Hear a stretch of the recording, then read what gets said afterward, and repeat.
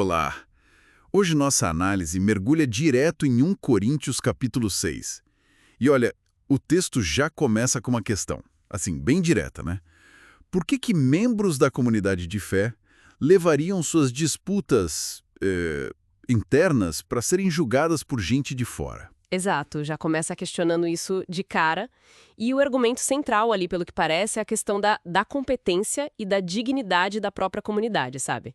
Paulo está sugerindo, tipo, se vocês, os santos, vão julgar o mundo, até anjos, Aham, será que não conseguem resolver essas coisinhas do dia a dia entre é um vocês? bom ponto. É, e tem uma preocupação clara ali com a imagem, com o testemunho do grupo pra fora, né? Totalmente. Mas a intensidade disso me pega um pouco. No versículo 7, ele chega a dizer que já é uma derrota ter processo entre irmãos. Sim, E que seria melhor, veja bem, ser injustiçado ou enganado do que levar um irmão para um tribunal de fora. isso soa radical. É muito forte, É. né? Desafia a nossa noção comum de ir atrás da justiça, dos seus direitos. Completamente. Mas a lógica interna ali é que, bom, a unidade e o jeito como eles lidam com conflitos são mais importantes que ganhar uma causa individual.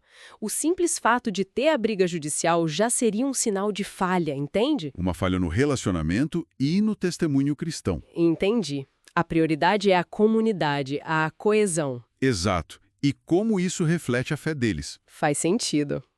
E essa linha de raciocínio sobre o comportamento que reflete a fé continua, né? Porque logo depois, ali nos versículos 9 e 10, o foco muda. Vem aquela lista bem explícita. Ah, sim. A lista É, de comportamentos, imoralidade sexual, idolatria, adultério, roubo, ganância, essas coisas. E diz que quem vive assim não herda o reino de Deus. é pesado, pesadíssimo. Mas é crucial ver o que vem logo em seguida, no versículo 11. É a virada. Ele diz: assim foram alguns de vocês, no passado.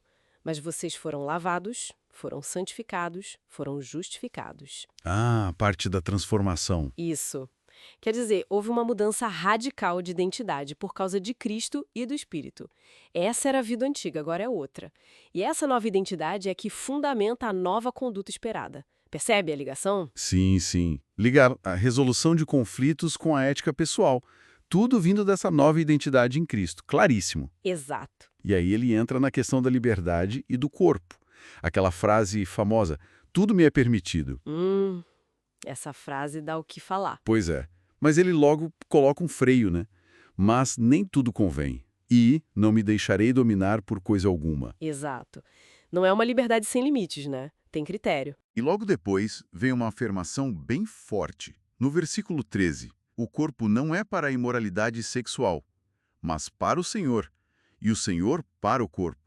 O que isso significa na prática? Olha, isso traz uma visão bem elevada do corpo físico, né?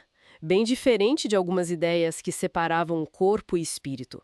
O texto argumenta que o corpo não é descartável ou só uma casca. Pelo contrário, Mais que isso. muito mais. É chamado de membro de Cristo no versículo 15. E mais forte ainda, templo do Espírito Santo lá no 19. Templo do Espírito Santo.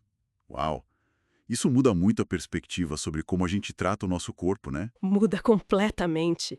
É o lugar onde Deus habita pelo Espírito. Imagino que seja por isso essa ênfase tão grande em fugir da imoralidade sexual no versículo 18. Provavelmente. Ele até diz que esse pecado é diferente porque é contra o próprio corpo. Exatamente. A lógica parece ser, se o corpo pertence ao Senhor, se a morada do Espírito, o que você faz com ele tem uma consequência espiritual direta e profunda. E a base final para essa ética toda não é só uma lista de regras, é a redenção. A redenção. É, no versículo 20. Vocês foram comprados por alto preço. Ou seja, a vida, e isso inclui o corpo, não pertence mais só ao indivíduo naquela ideia de autonomia total. Pertence a Deus. Pertence a Deus, que redimiu. Por isso o chamado final é para glorificar a Deus no corpo, com o corpo. Então, resumindo nossa conversa, esse capítulo parece amarrar tudo junto, né?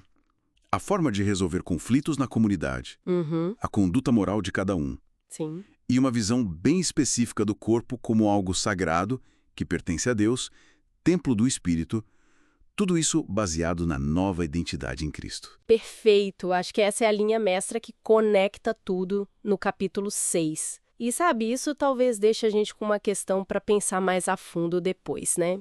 Qual seria?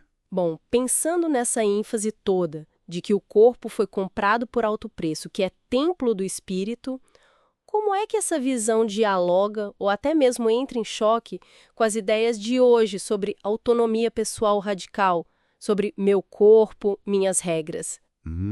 Interessante. Como essas visões conversam ou se confrontam? Exato. É algo para a gente continuar refletindo, eu acho.